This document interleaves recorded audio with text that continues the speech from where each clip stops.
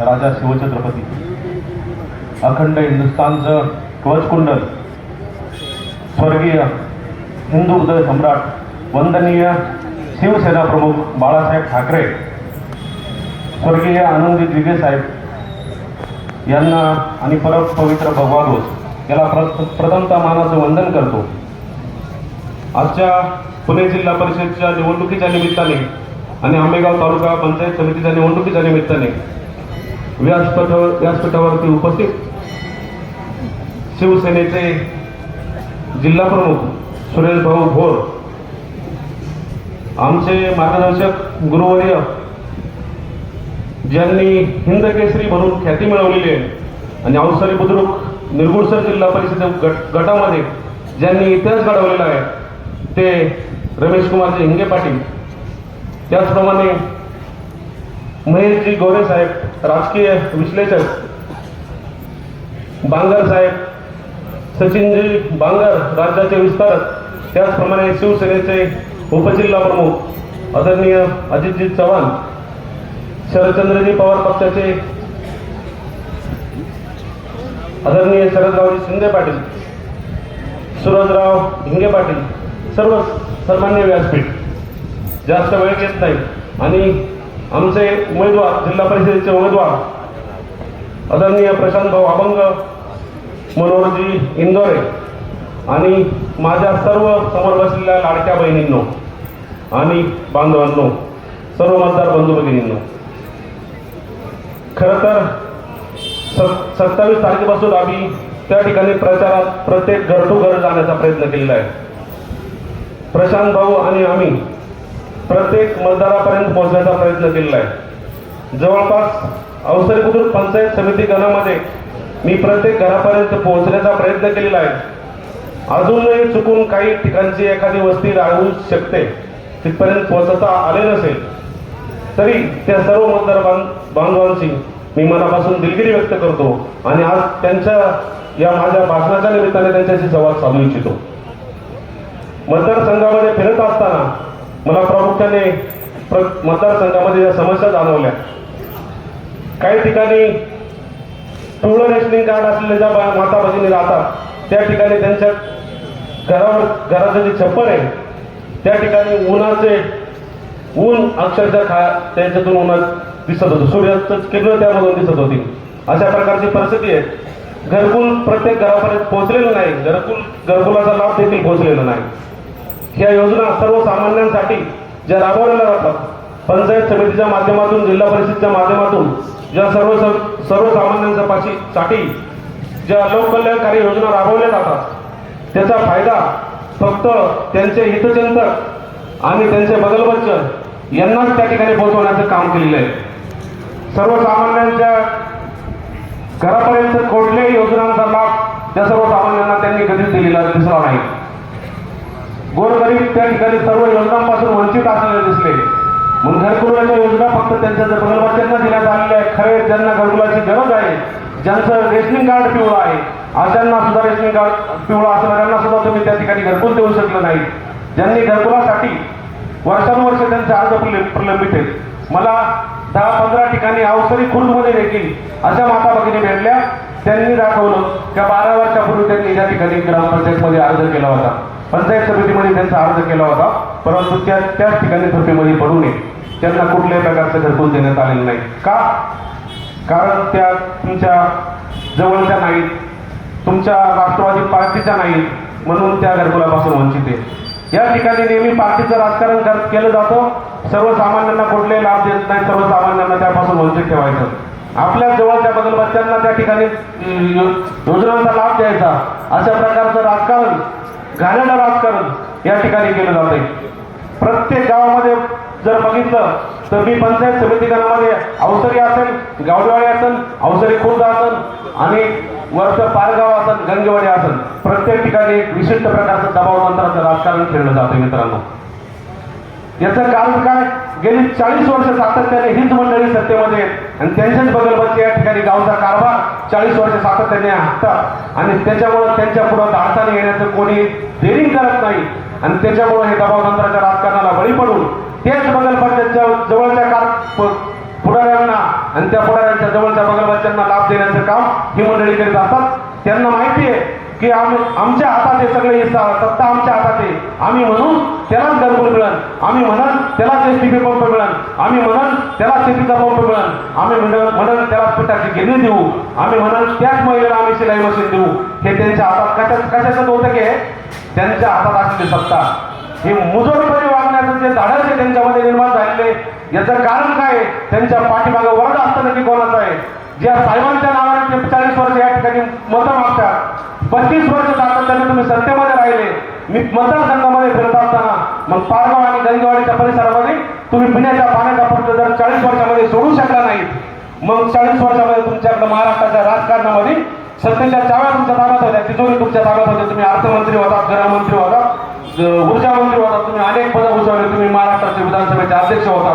तुमच्याकडे एवढी मोठी सत्तेची साधनं असताना तुम्ही त्यांना पिण्याचं पाणी देऊ शकलं नाही, माझ्या माता भगिनींच्या डोक्यावरचा हंडा खाली आणू शकले नाही, आणि विकासाच्या गप्पा मारताय कशासाठी? हा माझा खऱ्या अर्थाने त्यांना प्रश्न आहे. फक्त तुम्ही निवडणूक आली का तेवढ्या पुरतं राजकारण करायचं? मगाशी आमच्या सोपान महाराजांनी सांगितलं, फक्त निवडणूक आली काही तर मोठमोठे बोर्ड लावायचे, 20 कोटी 40 कोटी 50 कोटी. खालच्या विषयला एकदा नारळ फोडायचा, वरच्या विषयला एकदा नारळ फोडायचा, एकदा इकडच्या वरती जायचं, तिकडे नारळ फोडायचा, एकदा ह्या बाजूने फोडायचा, दुसऱ्या वेळेस त्या बाजूने फोडायचा. पण रस्ता आहे तो जागा होते, रस्ता मात्र होत नाही.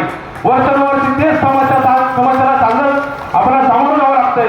आणि त्याच गोष्टींवर जर परत मतं मागायला लागत असतील तर तुम्हाला ही जनता या ठिकाणी यावेळेस दहा शिकाराशिवाय राहणार नाही. झालंय का मित्रांनो? आपल्याला त्यांनी गृहीत धरलेलं आहे, आणि ही सर्वात मोठी चूक आहे. आपल्याला गृहीत धरलं जातंय आणि आपण त्यांच्या प्रत्येक वेळेस या शेवटच्या 2-3 दिवस राहतात ना, त्यावेळेस आपण बळी पडलं जातोय.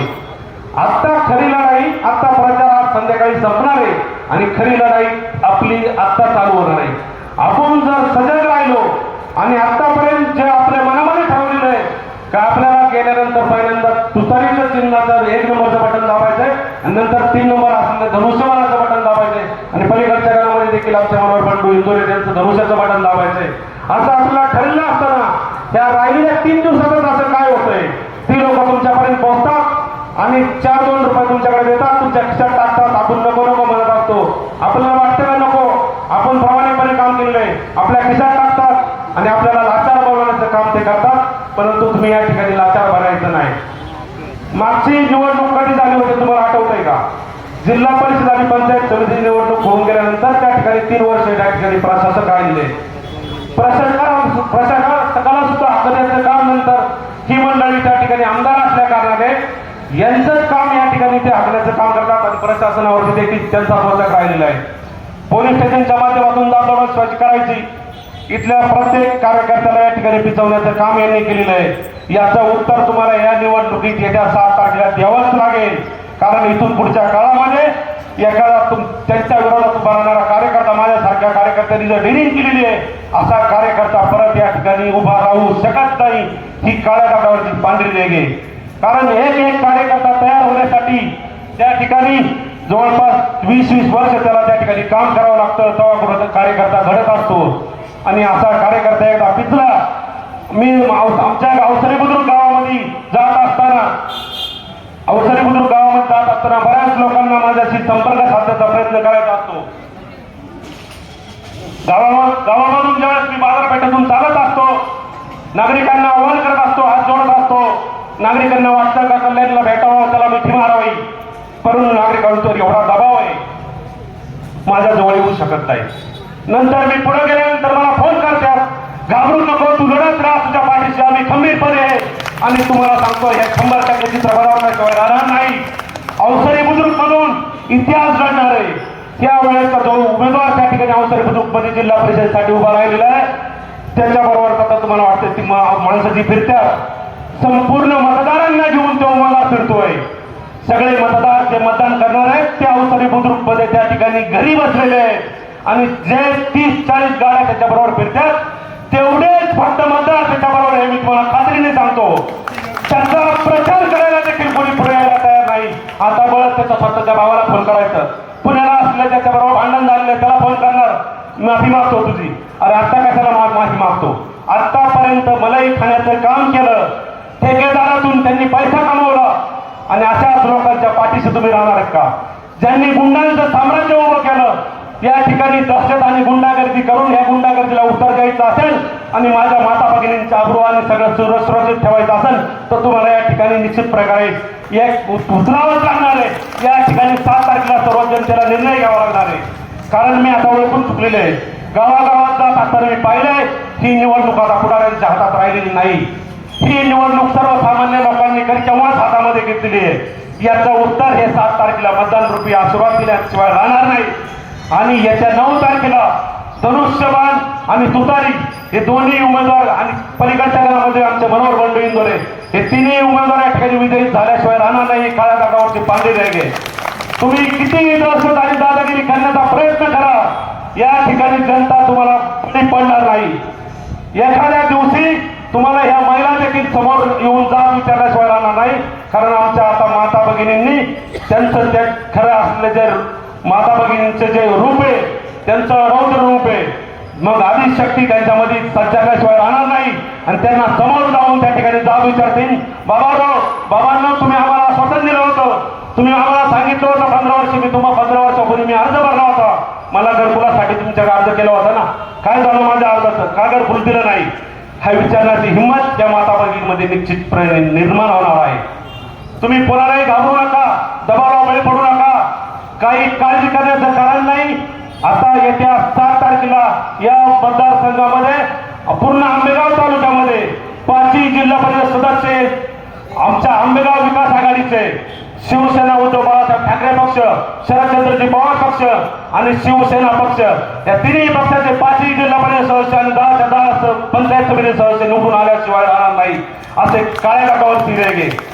ह्या जिल्हा परिषदेची उमेदवारी जर छत्रपती शिवाजी महाराजांनी जेव्हा आपलं समाजकारण करत असताना या रयतेचं राज्य निर्माण करत असताना कोणत्याही जाती धर्मावर अन्याय केला नाही, प्रत्येक जाती धर्माला न्याय देण्याचं काम केलं. मग जर ही उमेदवारी ओबीसी समाजासाठी आलेली होती तर मग ओबीसी समाजावरती तुम्ही अन्याय का केला? ओबीसी समाजाच्या माणसाला का उमेदवारी दिली नाही? तुम्ही ओबीसी म्हणून का उतरला त्याच्यामध्ये? हा प्रश्न मला त्या समोरच्या उमेदवाराला आहे. कदाचित तुम्हाला म्हणतील बाबा रे तू पंचायत समितीचा उमेदवार रे, तू त्याच्यावरती का बोलतो? मला हरकत नाही, कारण मला हे बोलावंच लागेल. कारण आमचा प्रशांत भाऊ सुद्धा आम्हाला खूप महत्वाचा आहे. एक वेळेस कल्याण कमी कुणाकडे पडला तरी चालन, पण प्रशांत भाऊ कमी पडता कामा नये, ही माझ्यासारख्या सर्वसामान्य माणसाची भूमिका आहे. तुम्ही सर्वांनी आमच्यावरती भरभरून प्रेम केले.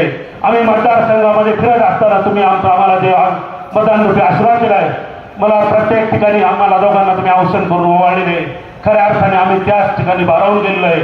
ही मतदारसंघातली जनता आम्हाला तिन्ही उमेदवारांना डोक्यावर घेतल्याशिवाय राहणार नाही याची खात्री पण आलेली आहे. आणि त्यामुळे मी 100% आम्ही तिन्ही उमेदवार विजयी झाल्याशिवाय राहणार नाही. आणि या सर्व मतदारांनी येत्या 7 तारखेला तुतारी वाजवणारा माणूस आणि धनुष्यबाण या चिन्हासमोरील बटन दाबून आम्हाला विजयी करा असं आवाहन करतो. थांबतो. जय हिंद, जय महाराष्ट्र.